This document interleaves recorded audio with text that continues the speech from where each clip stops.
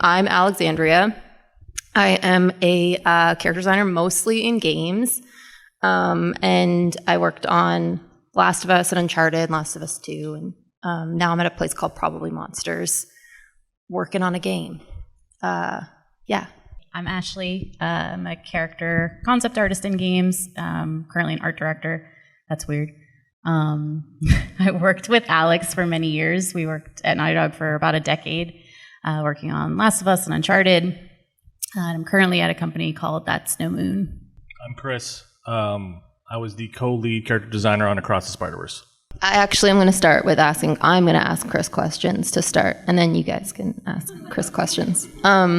So I want to know, because you also did costumes for the game that just came out. It's a huge success. And I want to know, like, what you felt the differences were, since it's the exact same IP, but, like, how did that differ for you? Like, how was the experience different? So Alex is referring to the fact that I have a design in Spider-Man 2. Yeah. For Miles. I think it's like fidelity, and I didn't have to care about the budget. So like with animation, it's like, I think because there's a lot more things happening in terms of hands on it that, I think so. Like comparing Miles to Miles for Across had other cooks. The directors were themselves putting drawings on it. So like largely for me, I just did the building blocks. And they just sort of took that and then kit bashed it themselves with the painter and sort of made that final design. Like that final design in the movie is just parts from, all the different versions I ended up with. So I never actually finalized that design. So because it's like the main character of this movie, and just there's execs and like, whereas when I did it for the Insomniac design, it wasn't like the suit. So it just like no one really cared what I did. And so I kind of just got to do whatever. The one preface was, I think the difference is with the Insomniac design was like, what do you want to do? And so they just sort of let me do anything, whereas the Across job is I have to solve what 8 people don't know what they want. And so like I'm trying to read everyone's mind and get them to a point in which they can all agree, whereas the other one was just like, I'm trying to figure out like what happens when no one's giving me a note. And that was like deer in headlights for a while. Yeah, did you find that harder, or did you find them, like, what's the... Yeah, because very much like the art director on it was just like, well, what would a Kris Anka design be? And I was just like, what? Holy shit, I don't know. I don't know what I like. Yeah, because it was kind of nice and freeing, because it was sort of like, if you could do anything you wanted, like, what's the statement that only you can make on this? And I had to just sort of like sit there and like, stare at a vista for 3 weeks. You know what's crazy is I hate it when they tell me that, because it puts you in such a vulnerable position. It's like, what if you don't like what I like? Well, especially after the first round. Like, I already did roughs, and they're like, well, what do you want to do? I was like, okay, well, clearly none of those things were it. So I got to, like, rethink everything. They'll know what you want to do when they see it. Yeah. And then I also think the difference is because with the animations, because we had another paint department after me, I didn't have to worry about that really. So I just sort of like color blocks, I don't know. But like with the suit for the design, I have a whole sheet of textures of like, this is what everything is. This is like the surface texture. This is the surface hardness. These are the things that I'm referencing, so that, because I'm basically not going to talk to them ever. So I had to design it in a way that no one after this will speak to me, and they need to know everything that I'm thinking about. So I had to like kind of overly design it. Yeah. And that was kind of the same thing with Across, but that was more just because there's 8 other people trying to get what they want. And so I'm like, no one's going to talk to me about this ever again. But you're also in-house when you were on Spider-Verse, you were like... I mean, we were still working from home. Okay. But you were part of like the core team. But then again, it goes to a painter, and then there's 3 directors, and then there's 2 producers, and they're all trying to get what they want, and then also get it approved by the execs who are like, why are we changing it at all? And so you production work. Yeah. And then so I was just like, whatever you want, and then 8 months later, they're like, here, this is it done, I guess. That is kind of a good, like, look into the difference between being a person who is actively working, like, full-time on a project versus being a contractor. Like, anytime I'm a temporary contractor on something, like if they get me to do something like that, which I've done for various projects, you're so disconnected from it. I think that was the thing of like kind of, I mean, again, coming from comics where like everything is on your back, do everything and no one cares. coming into animation, which everything is on everyone's back and everyone cares about everything, that the lesson I had to learn, especially with Miles, was like, you have to just let it go. Like, they're going to make decisions arbitrary of what you did, even though you spent 6 months on this, and they are going to change it, and you just have to let it happen. Yeah. And hopefully, there's some designs in which they're like, take it to the end. And hopefully you have this space in which you can tell them, I want to take it to the end. Like, that was for Miguel, for me, was like, no, I was the only one who touched that design. But with Miles, it was just because everyone wanted to have a part of it. I had to just sort of let it be what it is and whatever. Like, I have no authority to give my note on it, Sure. I can't be like, well, director, why did you stop the line there? Like what's up? Like, they're just not going to care. Yeah. I mean, it's rare that you get a character that you get to work on kind of exclusively. Like, we all split ours up. Like, there were things that, like, I was good at. There's things that Rich was good at. But, like, we all we all sat, like, within, like, this was back in the days of working in an office. We all sat, like, in a square and would, like, pass stuff around and, like, look at each other's stuff and give feedback and everything. I think that's nice about the fact that you guys all worked together in studio, because, most of Across the Spider-Verse was done from home. And so sometimes you don't know when that's going to happen, and they just tell you, oh, so you're done with that, and we're going to give you another assignment. I'm like, oh, okay, cool. Yeah. And they just give it to somebody else to start over. That is actually a weird thing for me too. Like, I'm full-time at the place I'm at now, but it does happen where it's like, there is a bit of a disconnect where it's like, is everything cool? I haven't heard on Slack from anybody. Yeah. And like, the Slack messages are like, cool, good. It's like, oh, it's just an am emoji. I fired? Like, do I still have a job?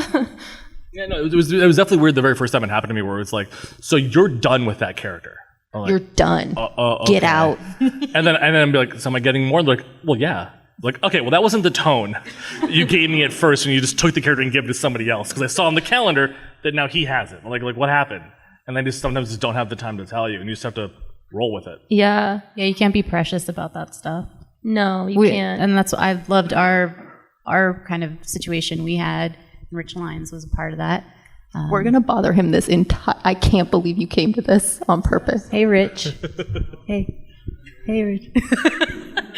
Yeah, that, we weren't precious about any one character. I mean, we loved all the characters we were working on. We had to, because we worked on them for years and years and years. But for someone else to take a stab at something, especially when we were getting stuck and we weren't getting any movement on approvals, that was just part of our process. Hey, can you take this for a while and see if you can knock out something that, I didn't think about.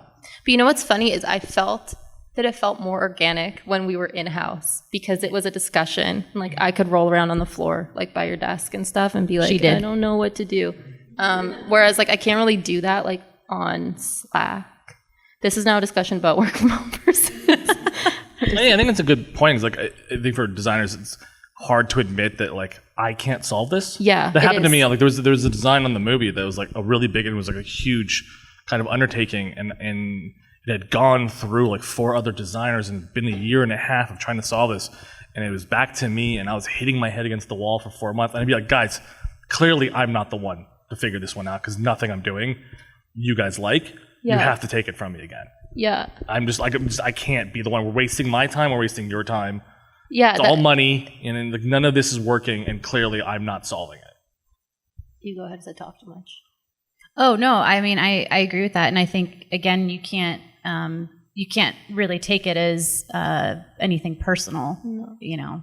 Being detached and just figuring out what you have to do to get the design approved is really what you want to do. I was like I think I was so late in my career when I kind of figured I'm going to choke to death. When I figured that out, where it was like, I don't have to be good. You know what? I had like an epiphany at last LightBox, where it was like, I don't have to be good at everything. Like, I am good at this like handful of stuff, but I was like trying to fight that constantly, of being like, everybody expects me to be able to do anything. And it's like, well, no. I thought about like my idols in the industry, who was like Claire Hummel and like Carla and you. And I was like, they don't do everything. Like, I don't know why I'm trying to do everything. It's okay if I can say like, I don't actually know how to do this. Like, give it to someone who does. And like, give it to someone who can shine. That's the other thing. Like, why get the half-ass version from me? Like, especially as like a mech or something. It's like, why ask me for that? Like, it's not even like a mech horse Just or made of anything. horses. Yeah, it's like, what? But would you do a mech horse? Yes. Yeah. Oh, easy. You'll learn machines for I'd that. learn it. Yeah, I'd learn it. Nobody has given me a horse task yet in my entire career. That's not I true. gave you horse You gave me tasks. horse tasks. You gave me outside of Naughty Dog. Nobody's given me a horse task yet. I think that it's like kind of criminal, but It is, I guess, yeah. You did a horse design for the movie? I had to tweak a model, and then I just also asked Alex for help. Oh, okay. Cool.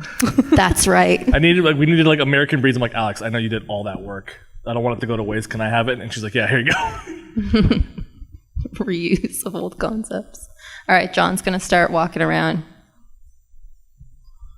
Hey, everybody. You know me. I do. Hi. I met you and you last year. I got your poster from your table last year. Thank you. But my question would be more along the lines of what you guys were discussing. Like, let's just say I begin my first passion project. Like, I managed to get in. I'm young. I'm fresh. And, you guys were talking about, don't take it personal.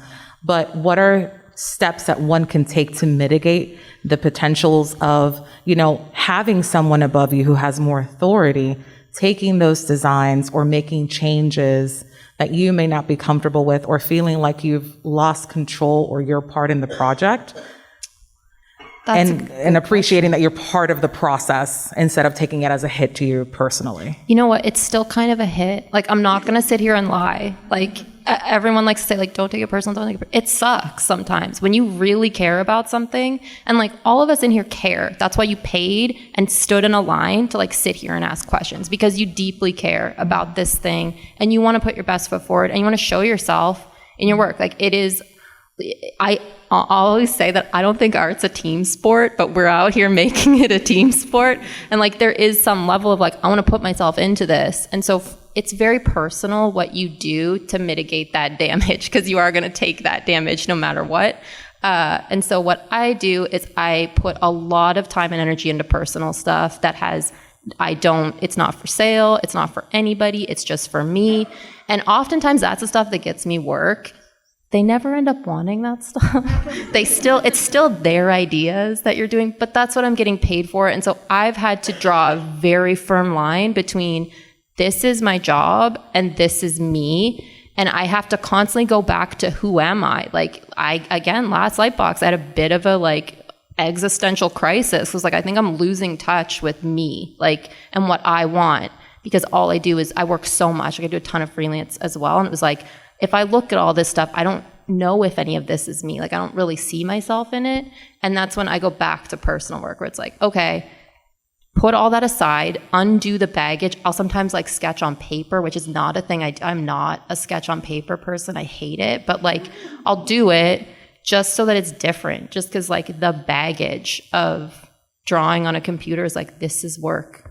I'm at my work screen doing my work stuff. And people expect me to do whatever it is they want, but they won't tell me what that is. Like, so I've had to draw it's a very firm line of like, this is personal, and I make time for myself. Like, I put in my little Notion board, like, I'm gonna make personal work today. Sometimes I don't. Sometimes I play WoW, but like I make the time, and I try to adhere to it. How do you feel about that? No, I think that's a really good answer, and I agree with it. I think for me, it's always checking in with myself about ego.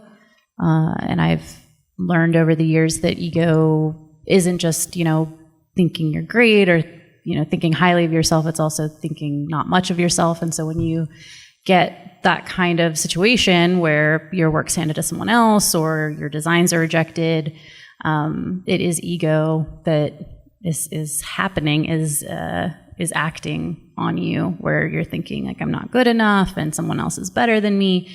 And that's not going to get you through a production. I think it's really important to separate that ego from the work that you do. I think a good thing to kind of remember is it's always money based too. And so if you're working on something and you feel like you're doing a good job and it's not clicking for them, and they make me an objective decision of this is a waste of our money that we don't want to waste you on this.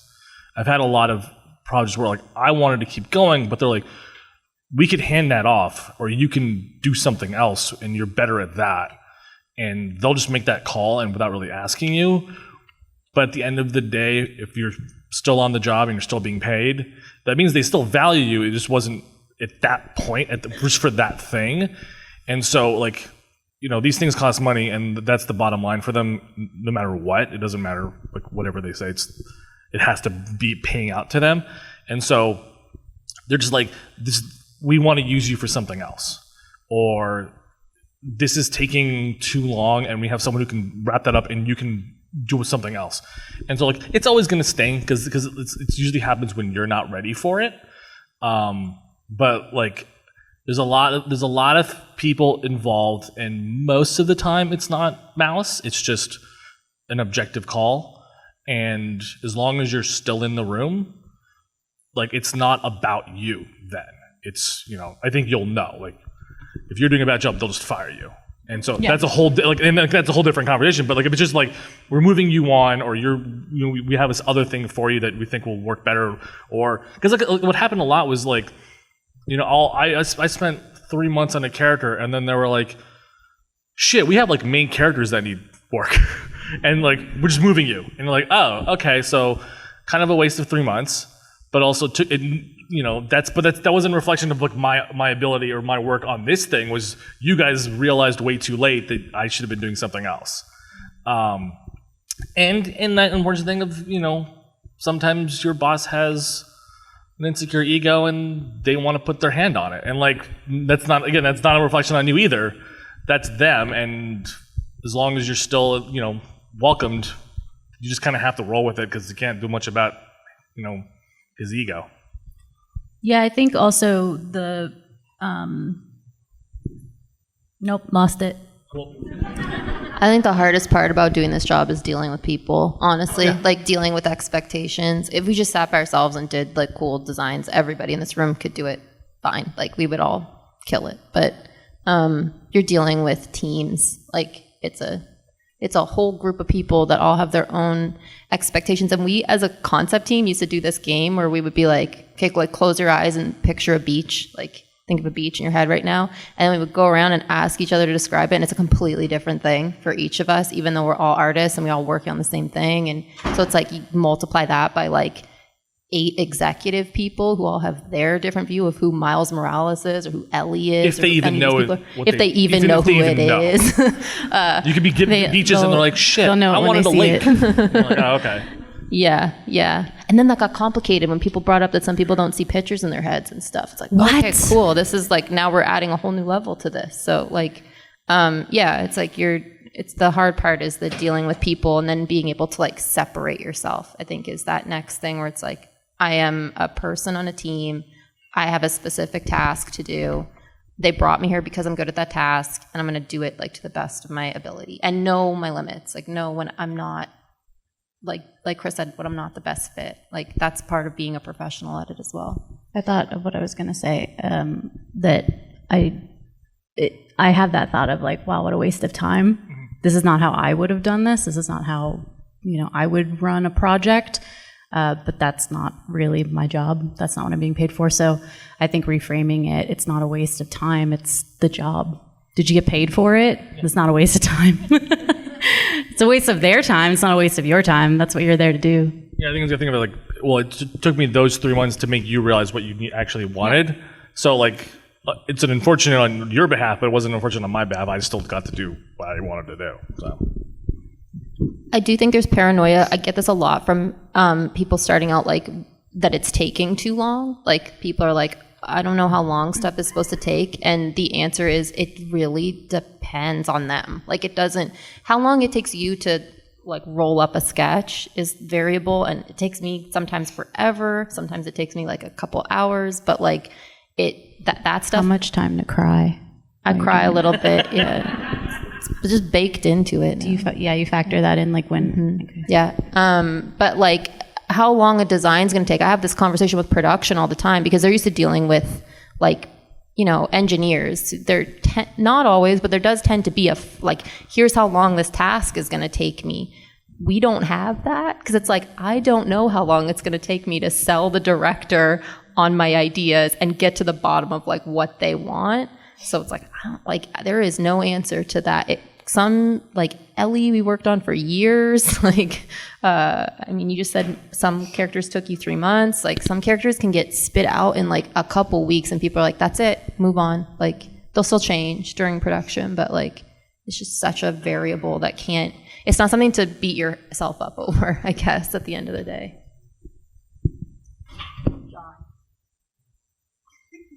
I'm pretty close, so you can probably hear me. But so you definitely don't know me, because I flew here from Poland last Wednesday, and it's very hard to get into any kind of like targeted entertainment art like education there. There's like maybe 2 universities in the whole country that have a major that is kind of around the topic.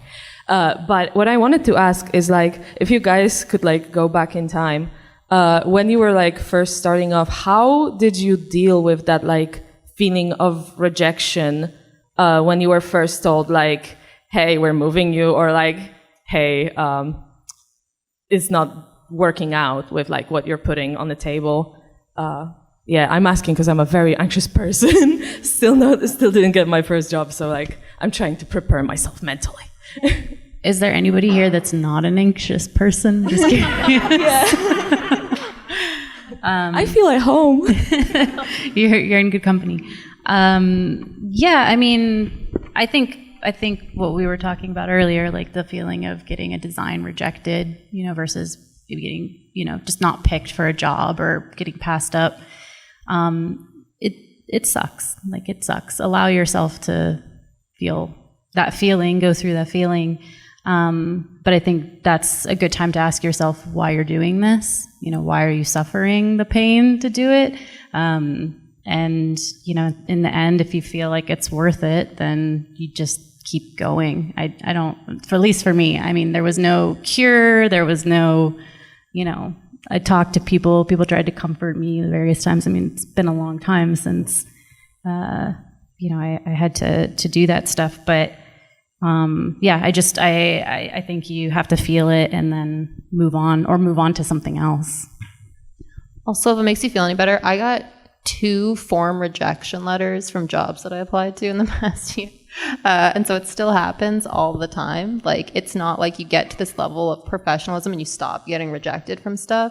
And the reason why it doesn't bother me because I know that like, I'm just not the right fit. Like that stuff I said earlier about how like, I have a specific thing that I do. I don't know what projects they're working on, so whatever it is just not a fit for me. And that ends up being a good thing for me in the end, because like the last thing I want at this point is to like work on something that I don't feel, that they don't feel I'm a fit for, and I don't feel I'm a fit for. And so instead of taking it like it's a slight, because it isn't, take it more of like, you don't know what they need at this moment, and maybe it's not something that you would even be interested in. It's not something that you are showing that you can do. Doesn't mean you can't do it, but it's just like, it's not about you as a person. It's about their needs. Like you have to think about it from a business perspective. Like, what do they need from this role? And if you can't fill that, it's not that you're bad at this. It's just that there's different games, there's different shows and stuff that all have completely different needs that, and that helps take the edge off it, where it's like, all right, it's not me, it's you. That's how I think about it. That's what they told me at when I was like on the airport trying to get in. What are they called? I forgot a word. Yeah, that's what they told me at the customs. The palm reading wasn't working, and the guy just constantly was like, "It's not you, it's the machine." Yeah, exactly. That's exactly it. At the end also, of the I should have said, name's Chloe. So hi. Nice to meet you. You came all the way from Poland. That's amazing. Welcome. Thank you. Yeah, like I got like fired off 2 jobs this summer without even an email, but that's just because like I did the job, it didn't click. I mean, I kind of knew I didn't enjoy it, but that was like, I didn't solve the problem that they were hoping that was going to get solved, and so they just moved on. Could they have said something? Sure. But it was less about, I did a bad job on it, I did what I do with that gig, but it just wasn't what they wanted. and them's the breaks. And hopefully they're polite about it, but oftentimes they're not. Because they're trying to solve other things, and they're also probably on fire. And so usually, unfortunately, decency is the first thing that kind of goes out the window. But I also found, like, on a production, what sometimes can help is if it's not clicking, or if what you are trying to do isn't working, pivot a little. Like, there was kind of a stretch there where, like, I'm not the best, like, blue sky designer, but and so I made it known of, like, I love doing drawers. Like, let me handle the model at the end of the process. And because I kind of made it known, then I started getting that work. And I started becoming reliant in that way of, like, I don't need to be the one who, like, figures out what this design is up front. I'll solve the back end problems that no one else is going to do. And so that's how I sort of, like, gave myself my own little, like, job security through something that, like, just wasn't clicking for me. There was designs that I never got to work on, but then, like, I was then allowed to solve those mistakes. And so you just kind of have to, like, I think it's like Alex saying, like, it's not always you did a bad job. It's just, oh, this wasn't what we want, and they just have to, like, figure out their own thing. Yeah, you should think about it. They're not thinking about you as a person when they're reviewing these things. When they have the lineup of costumes or whatever it is you've done, they're not thinking, oh, I wonder, like, what was she thinking during this thing? They're literally just like, does this work for what we're doing? So they've removed all, like, of the person behind this from it. It's even easier now because we're not in person. So it's like they're literally just looking at the pixels and the drawings and being like, is this what we want? No. So it's like it's that impersonal for them because it's a business, like, at the end of the day. And so you can feel free to separate yourself from that as best you can. And I say that knowing that, like, I still struggle with it too. Everybody does, I think. Like, I think people lie when they say that they don't feel anything at all when they get, like, no, I hate this design. Okay, we have another one over here. Back here. Yeah. Big fan of all three of your work, as I'm sure everyone in this room is. But my question is more about working on personal projects in comparison to, like, doing art for work. So obviously, like, when you're doing a brief for a character design, you have, like, a limit of, like, oh, you're working to get this approved. So obviously you have, like, a deadline and, like, objectives to fulfill. When you're doing designs for your own project, how do you find a stopping point that you're comfortable with, where you're not just constantly working on the same thing over and over again? And even if you feel comfortable with it, like, maybe weeks later you come back to it and it's like, oh, this isn't what I want. How do you prevent that from happening? That's a good question. I think for me, because of how I treat personal work as, like, this kind of escape from, like, a way for me to keep in touch with what I love about art, I approach my personal work as, like, I'm just trying to do what I love. Like, I'm just trying to have the best vibe doing this. And there's, like, this feeling that I get, and I'm sure everybody gets it, when you get, like, kind of in the zone with your art, where, like, you feel like you can sit there for 8 hours and, like, just forget the world and just paint or draw or do whatever it is you're doing. You get so into it and you're thinking about, like, all the stuff that you care about, or, whatever, about making this thing that like does it for you. I just chase that, basically. And so the answer of, like, when I know to stop is, like, kind of when I get bored of it, when I'm like, I'm kind of over this now, I kind of want to go do something else, like, and I'll always polish something up. I have so much, like, the amount of work that anyone sees from me online is, like, a crumb of what I actually do. Like, I have so much art that's just, like, unfinished, that, like, I started it just to be like, oh, I want to do some sketching today, and then, like, nothing came of it because I was just like, I'm done. Like, it's not done. It is not done. But I'm done because, like, I got what I needed out of this, and now I can, like, move on and do something else. Yeah, I think because my job involves finishing things and having to make decisions and commit to things, I use my personal work as a reprieve from that. So I don't put any expectations on what's finished or how to finish. And most of my work is private. I don't really want to share it with people because, again, that's what my job is. So I think whatever your relationship is to your own art, I guess asking what the goal is in the end. Why are you doing it? I mean, if you're doing it to get something out into the world, your own comic or IP or something, then yeah, probably having some goals and timelines and rules about what's finished and when you can put something out is useful. For me personally, it's more about not having those kinds of restrictions. I mean, I don't draw unless I get paid, so I don't really remember. Good answer. I haven't drawn in years, so Unbelievable. I think it's more of a mental. Like, I don't think there's a problem with you noodling on your own personal work. That's the whole point. Just keep going. I think there is a good thing to do of having stages in which you're showing it, because like oh, this is done for now, and then you come back to it, and you can always keep doing that. But also, I think it's also good to train your discipline of done. Like, I'm moving it on. No one will see what you think is not finished. Like, everyone's just like, oh, that's cool, moving on. And I think working from comics, the thing that kind of really had to work in my head is only people. You'll spend a day on a panel, and then a person will look at it for 3 seconds and not care, and you have to just kind of okay, so is putting all this work in there worth it for me? And if it's not, then then no one. I'm just making this hard on myself. So just hit it to the point that this is good enough. I'm moving on with my life. So I think, I think it's a good skill to be that's good enough. Nothing will ever be perfect, and so you get it 75% of the way, 80% of the way. Everyone will think it's 100%, and there you go. I think for building portfolio work or professional stuff, what helped for me was to look at specifically where I wanted to work, the people working there, and if their concepts from production on those projects was available, I would look at that and try to define what finished was with that and kind of get my work to that point. So that was helpful in developing portfolio work that was done and giving myself timelines and restrictions.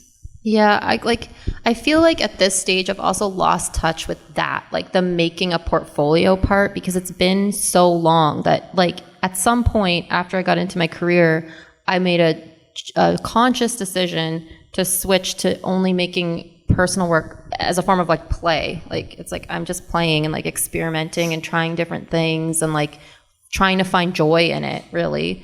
And so, but anyone here who is actively trying to get into the industry, you're in a stage that is so short but feels so bad, which is trying to sell yourself for the first time. And once you get in, it isn't all roses. You do have to continue to sell yourself. You do have to continue to maintain that, but it snowballs. And so you have this foundation that you're building. If you're building a portfolio right now, you're building that foundation, and it feels the absolute worst. I don't remember much about it other than I hated everything about it. So that stage, and you'll go to these panels, you'll get different feedback from everybody, you'll do a portfolio review, everyone's going to tell you something different. It's usually based off of where they work or what their opinion is, and it becomes your job to kind of cherry pick it and be okay, where am I in any of this? And so that stuff is hard for me to still speak to, because I'm disconnected from that now, and I actually think the best people to talk to are peers or people who just got in, people who just recently also broke in. Those are the ones you would talk to about how to get your personal work or whatever personal projects you're working on that you're going to put into a portfolio, how to make them also sell yourself. And so that's a thing that I always struggle with when I have these conversations with people that are just trying to break in, is I've gotten past that now because I've been in for a while. Now it's okay, I'm just doing this for play, but that's bad advice for you if you're just getting started. You do have to do kind of more focused stuff. And so, yeah, I don't actually, that part I struggle with a little bit with giving feedback. Yeah, I think people can only tell you what they know, right? Yeah. So any of us, when we're speaking to anything or answering questions, or you go to portfolio reviews, people are speaking from their own experience. This is what worked for me. This is what got me this job. And it's most of the time not universal. It's unique to that specific person. So filtering that and sorting through it is challenging, but you get better about it over time. Yeah, case in point, I always hear other professional artists be show your work and put a bunch of silhouettes in. And I'm I don't want to, what? Like, what does that mean? John's got another question back there. Hey, so I noticed a key talking point that you have in your experiences is a communication, and I noticed there's quite a significant rift between the client and the artist. So my question is, what are the kind of questions you would ask the clients, or what are the questions you would have asked in retrospect to make sure that you were all on the same page and you can get the project done more fluently? What do you don't want? That usually solves a lot of my problems. Is I right up front and goes, is there anything that you don't want me to do? And if they don't have an answer, then my first round of designs is finding that answer. I will push things way too far and just see because I need to know the parameters here, and you may not know them yourself, but I need you to see it and go, oh, that's not it.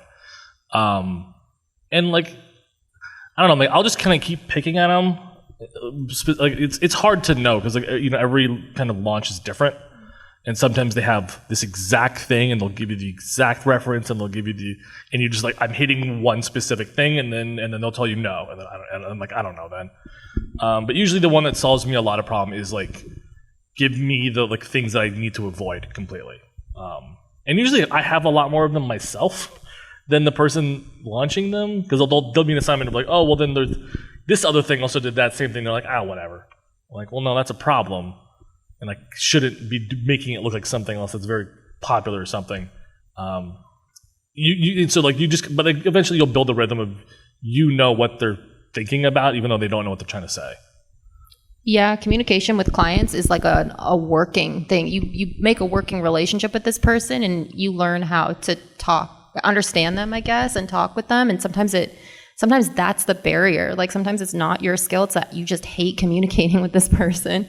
But for me personally, I've started now, when I start on a new character design, I do a chat with the designer who's working primarily on that character and the narrative person. And so I get us all together in a chat, and I make us brainstorm.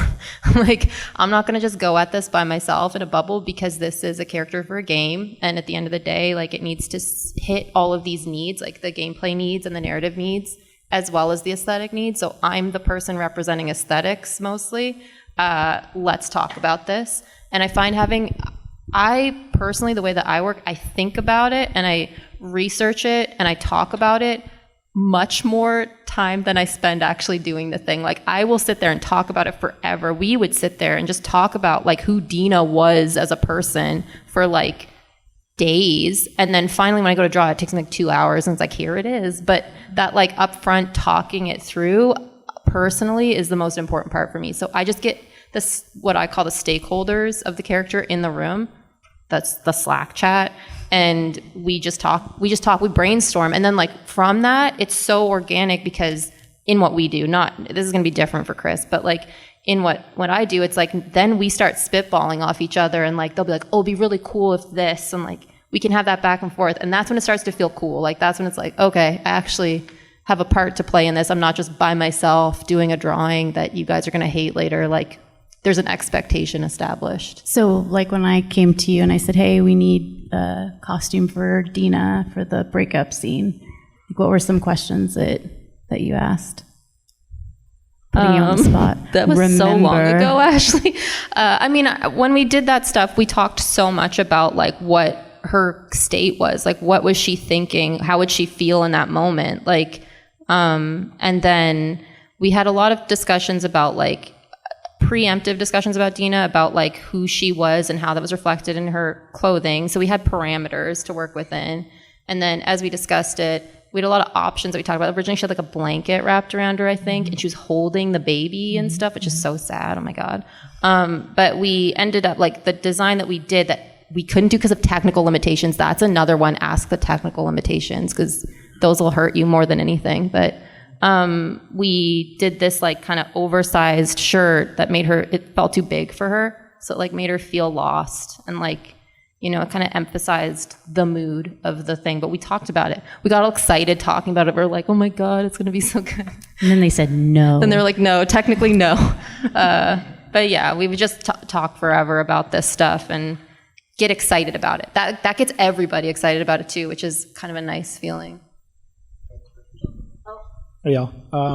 So earlier, we were talking about adding your own influences to existing IP and also, measuring expectations for, kind of production side stuff. I guess, Alexandria, this might be more for you from a director side, like dealing with like talented and influential artists on the production side versus, kind of high level feedback from management. Do you have any examples of like finding balance between merging, kind of singular ideas from the art team and also, trying to curate that, those wants and needs from, I guess, like the higher ups as like, like director in this position, like any advice you'd give on like, finding balance like within that kind of team culture? Or I know it's kind of a weird, like lofty question, but, from the high level, like, has there been any experience for you, like, or like difficulty like finding balance of like, hey, these are great ideas from the team. Hey, these are, kind of complex or challenging ideas from, the management. Like, is there anything there that you can kind of give advice on, like how to find, like some wins where, you're not just shattering dreams or? No, but if you do, I'd love to hear what they are. That's kind of a good John question, too. You want to answer, John? No.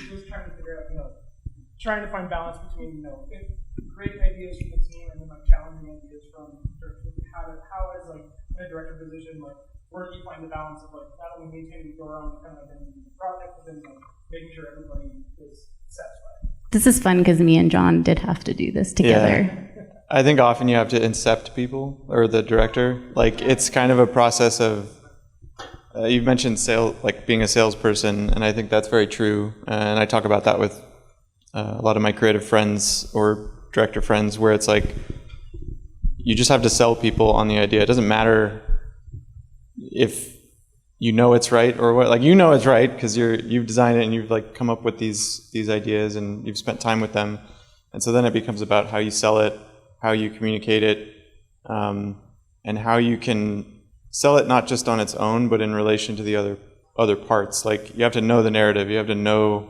the design if it's a game, and you have to know how it fits into the puzzle of everything. And I think sometimes it's like every director I've worked with, a creative director or sort of project head, they always have their own language or their own, like, what would you call it?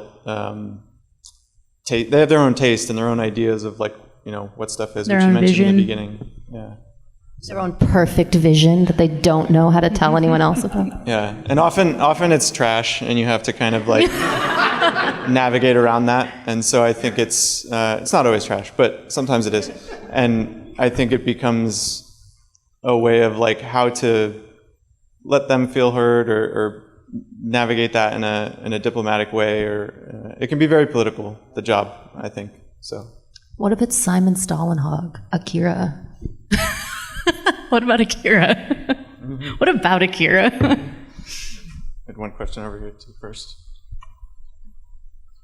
Got you earlier. Did you want to add to that? No. Okay. Hello. Last of Us and Spider-Verse, two very different styles, so this is more aimed at Alex and Ashley. People did come for you too, don't worry. I love you for saying that, thank you. You're welcome. When designing costumes for characters in a very real but fictional world, where do you go to for references and photos, to choose like a character's style or clothing? I'm curious. Yeah, okay. So for me, it's starting very high level. If possible, and it's not always possible, I want to know as much about the cast as a whole as possible. I don't want to design in isolation. I want the characters to feel tethered to one another and tethered to the world that they exist in. I love contemporary costume design. I love the challenge of immersing an audience into a world and being able to ignore what they're wearing and just accept it as part of their skin and what they wear and who they are.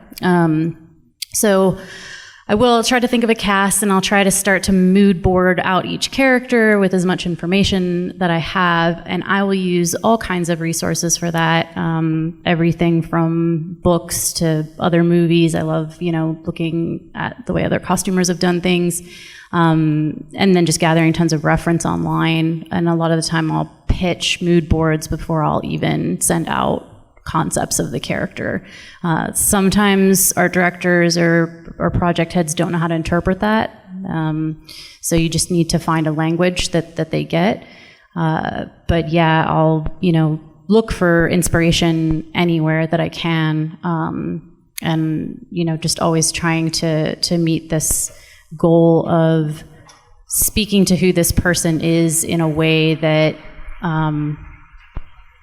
again, just kind of allows their costume to blend into who they are and not try to say something. Everything on the character doesn't need to say something. They don't need bits and bobs and all kinds of things to help the viewer understand who they are. Sometimes wearing very minimal things can communicate a lot about a person. Yeah. For like reference, I will scour the internet. I'll go to the ends of the earth to find cool reference. Like, I remember I got so excited. Depends on, so if it's a period piece, depends on the period. And so I remember I found a website that had every JCPenney catalog going back to 1920 or something. And I was like, this is a gold mine.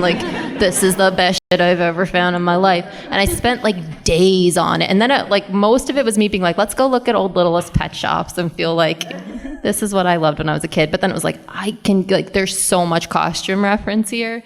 So I'll do that. I've found I buy a ton of books, books from one of my favorite ones actually is the Game of Thrones costume book, not just because there's beautiful pictures in it, but because it gives a ton of insight into how their costumers thought and how they approached the costumes.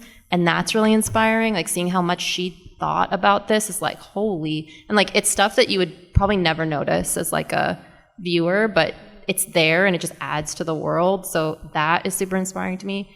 But yeah, I mostly just go deep on the internet. It's get me in there, hack in. And learn how to be a good researcher and not just kind of superficially, scrape things off of Google searches. Especially not anymore. Yeah. If you're, say you're doing something in the early 90s or something, especially if you didn't live through that period, which is, some of you probably here haven't. So you have no recollection of what people were wearing. You can't always trust movies. Movies oftentimes will be very dated. They'll feature things that, you'd look at somebody now and say, that's a very fashion conscious person. That's not indicative of what people would wear day to day. But there's so many references. My husband showed me this crazy YouTube channel he watches. This person goes out and just buys VHS tapes from yard sales and stuff, and then just puts them on the internet. And they're all these home videos. I'm obsessed. I want that. And it's just people at a football game in 1987. And so you get this really nice, just real kind of picture slice of life of what people are wearing, and you can find characters in there. You can, I was watching Toddlers and Tiaras. I know it's a horrible show, but I was watching it one day, and I noticed that the decor was so real in the house. I was like, this is a real person's house. I have to watch every episode, because I was doing set dressing for Joel's house at the time. I was like, I'm going to watch every episode of this and just see what the inside of their houses look like. And I'm going to because I was mad at the time because during Uncharted, I felt like I had given set dressing notes, but some of the rooms felt like they were from a Pier 1 catalog or something. I was like, nobody does this. You go into someone's real house and they're going to have blank walls and shitty drapes and stuff. And it's that's real. That's what real people's houses look like. They don't all look like a catalog. And so I was so obsessed for a second with looking through reality TV shows where they go into a person's home and being that's a real person's house. I'm going to use this as reference. Yeah, and there's obviously a lot of different ways to design costumes and philosophies behind designing them. But mine with contemporary stuff is definitely research and proper research. Not the superficial stuff where you're just kind of you could be copying someone else's mistake. Yeah. Even.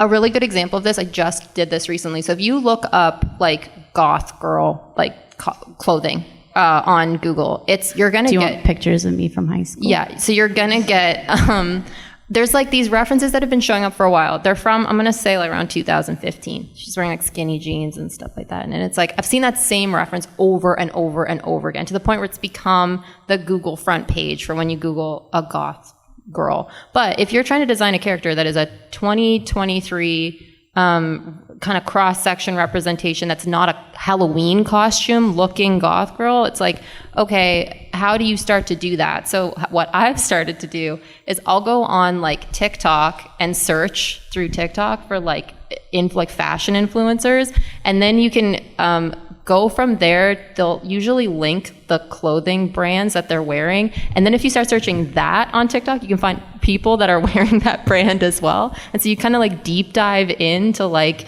get a better cross section of like, what do people actually wear? And it'll start with influencers, but then as you like dig down deeper, it's like, these are just normal people that are just wearing these clothes. This is how people wear these clothes now. And like, I'm older and out of touch and I don't know, so I have to do the research to like see that stuff. But that I have found is a much better, because of AI and because of so many reasons, I don't just Google stuff anymore. And I also don't just use Pinterest because of AI and other bullshit. So like, I start using things like that just to try to find like a cross section of real people. Where are they shopping? What type of stuff are they buying? And then I go look at those stores usually and get my reference from those online shops.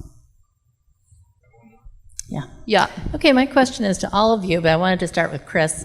What part of the final characters did you really put in? I mean, that you're proud of? I mean, that's the shoe I really wanted to use, or that's the color of the hoodie, or something like that that's just yours, that became part of that character in the end. Well, it's I don't know. Nothing. You don't get any choice. Yeah, no, none of them. I just hate all of them. I don't know. It's there are characters. Well, because like I think color, it's interesting because like color wasn't my department, so like I could give them suggestions, but they'll just do whatever the hell they want after that. So there are just things that like I think probably like just the overall with like the amount of culture I was able to get into Miguel, I think was like a big win for me. I think like Sun Spider's wheelchair, like being able to pitch to like, you know, this is a differently abled person and they just have a normal wheelchair, but like, can we make it a mech kind of thing? Just like little things like that, I think were like the big wins. And like Web Slinger's like saddle, I think was a big one for me. Of like, I had like 3 people who were like really into horses, including Alex, look at it and being like, okay, no, that looks right. I was like, score. Like that shit's so hard. And there's so many pieces, and I like designed like the buckles and everything. And so it's like everyone, like all the characters are so different, and there's so many little like some things I did in a day, and they're like, cool, that's great. And then there's other things that took me, Miguel took me 18 months, and Prowler took me 2 years, but like there are so many like different hands in everything. It's like hard to know where one idea starts and ends, so it's kind of like really hard for me to remember anything specific because almost every idea was incepted in some other way or someone else like worked on it. And like Prowler was a big one for me, but like that was me and Evening Montero completely merged. Like I don't know where that design splits. We just kept going back and forth for years on that. But I think in terms of like something that I was like, that was just what I wanted to do, probably Miguel, because the ask was just like, can we just add more culture? Like, and that was it. And kind of the whole patterning to that suit was just me kind of painstakingly drawing it hand on, like on the model myself. And I was like, and just no one touched it. And I was like, cool, like, thank you. That's so cool, though. I love that. This guy told him I wanted to just draw on the model. We got one right here who's been waiting for a while. Oh, yeah. Hunter. Earlier, Kris, you mentioned that you prefer working on like back-end stuff. Yeah. And I was wondering, at what point did you feel comfortable like establishing your preferences to whatever employer it was? About a year. But it was because I started seeing that was coming back. So it's like I was on the movie for 3.5 years. And like that first year and a half was just all blue sky, throwing things at the wall, everyone's throwing. But then those early models were like really, really micromanaged. And like, so I didn't really have the space to kind of, or even the experience or the comfortability to being like, telling the directors and the producers like, yo, like I want to do that. That was like, they were, with the early ones like Miguel and Gwen and like aging up Gwen and Mal, like the directors were just on that. But like in that last like year and a half, we just started getting back so many characters that like, I was starting to tell like no one really knew what to do with it. And I just hit up the production manager and was like, I want that. And they're like, oh, okay. And then they gave me one. And then you turn that around, and then they're like, "Oh, okay, like you do want to do this." And I think also one of the things that whenever I do portfolio reviews, no one ever wants to do turnarounds in drawovers and like prop designing. And so if you can find the joy in that, you're setting yourself up for success. But even if you can't find the joy, it's that you can find the like, I'm able to do it. You don't have to like it, but if you can just do it at all, you are going to go so much further, because then all of the other designers that I was around that I felt insecure next to, who were turning in brilliant pieces of art that were amazing, and I'm like, what am I even trying to measure up to? They all stopped short. And then I could just go past and just handle. And then I stayed on for an extra year by myself because I was drawing over every character in that movie. Because it became less of, a thing of like, oh, it's just a waste of their time. I made it known of like, that's not a waste of my time. Usually they hire someone, like usually with productions, like you have that blue skies character design stage and then they hire someone else to do the back end stuff. Because everyone has this, thinking of like, oh, that's not the glamorous stuff and no one actually wants to do that. And so it just was like, no, like I want to do that. Make me do that thing. And I just sort of made it known to them. And because I also like, I don't want to get fired. I don't want to leave. So I just sort of made that job for myself. And it just, in the idea of like, it's going to save you time and money because I already know how to do it. The same thing happened after that was, I helped out with the marketing team with a lot of promotional material because it's like, I already know the movie. You don't have to train me to like get on style. I can just do that for you. And so like, I just kind of kept rolling because I would just ask for what I wanted. And usually it's intimidating to do it, but you're solving someone's problem before they have the problem. And that usually goes over very well. I think most directors want you to tell them what you want to do. They don't know what to do with you. They don't know what to do with you, yeah. Like mine is always like, are you happy doing this? And I'm like, yes, I'm fine. Yeah, I love it. But if you can vocalize, like, here's what I think I'm good at. Like, here's what I can, give you.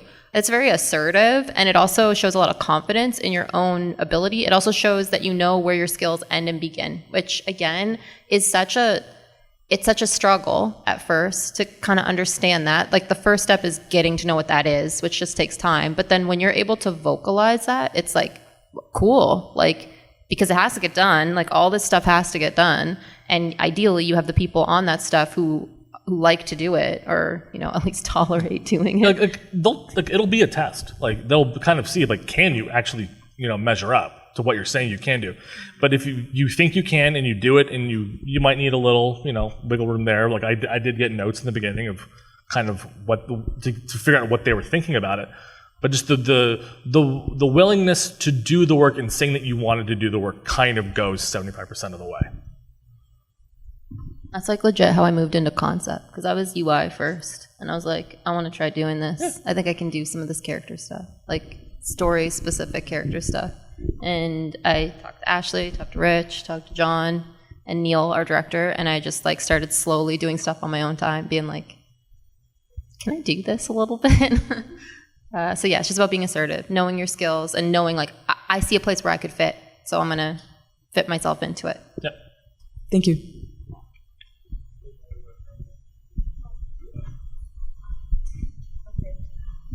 Hi, have you ever mentored someone? And if so, what did you get out of it, and what did they get out of it? No. Just no across the board. I have like soft mentored people, I guess. I mean, just people. Me. Oh, really? Yeah. Okay. Shit, I did. Damn. What do I get out of it? You know, I guess if Alex says I mentored her, what did I get out of that? I learned a ton from her. You know, she helped me by asking questions, helped me see things in my own work or own thought process that I was missing. And also there's just this feeling of, you know, at some point in your life, you'll, you know, be in a position where you want to know things and you want to ask questions and have somebody there to kind of help you with stuff. So I had that in the past minimally. And if I could give that back to somebody, that's really rewarding for me. Yeah, I teach through schoolism, so I do like one-on-one things with people. And at first I was like, I don't know what I'm doing. Like, this is hard. Teaching's hard. It's its own thing because everybody's at a different stage, and it's hard to get that relationship, you know, when you like get to know them and get to know their goals and all that. But in the end, like after the first session, which is like 7 weeks or 7 weeks, it's like you get to see the growth. And I always, at the end of the 7 weeks, I'll try to like bring back their first week assignment and be like, look at all your growth. Like, that's so cool. Like, you did so much learning, and I love that. So to me, it's nice to know that, like, you know, I help somebody during stages that can be really hard. Because I remember how hard it was to learn stuff. I remember how stuck I would feel and like how I just wanted somebody to give me the answers. And so knowing that like you can help somebody else do that is like pretty cool, I think. Not for Kris, apparently. Not for Kris. No one's ever asked. Will you mentor me? Why? She draws sweet muscles. So I think we are at our I think we're probably almost at time. I don't know if we have time for any additional ones, but thank you so much for coming. Thanks, y'all.